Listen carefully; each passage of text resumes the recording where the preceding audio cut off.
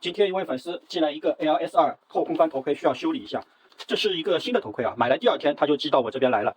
它主要一个问题呢，就是这个头盔上面有异响，戴上之后两边这一按，嘎吱嘎吱嘎吱的声音就特别响。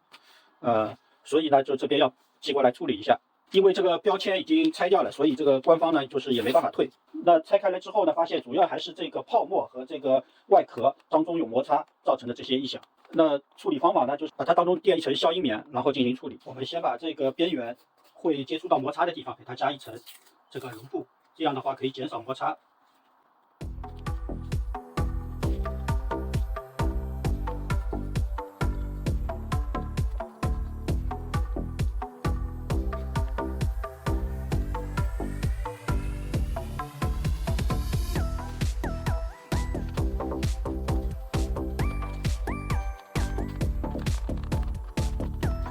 好的，现在这个装上去之后啊，就明显感觉紧致多了。然后这里一个热熔胶给它加热。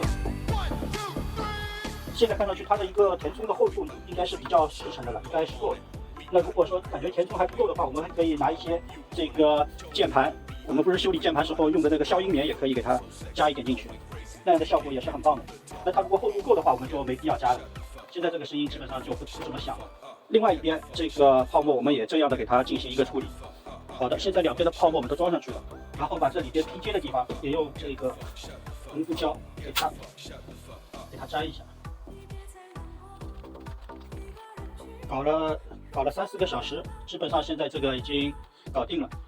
当中就是又拆了好几次这个里边，然后在头盔内又加了好多这个隔音棉。现在这一块基本上声音听不到什么声音了，非常轻了，和原来的比的话，情况改善了很多。把这个蓝牙耳机也装好。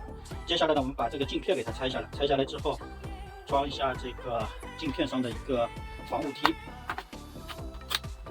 那这个 ALS2的这个镜片拆起来还是比较简单的。这边有个卡扣，往后一拉，这个镜片往前一掰，镜片就拆下来了。然后我们把这个防雾的给它贴上。这个是卡扣设计的。好的，这个卡扣设计的已经贴了，把它卡上去就好了。然后这个给它撕掉，这个防雾贴就装上了。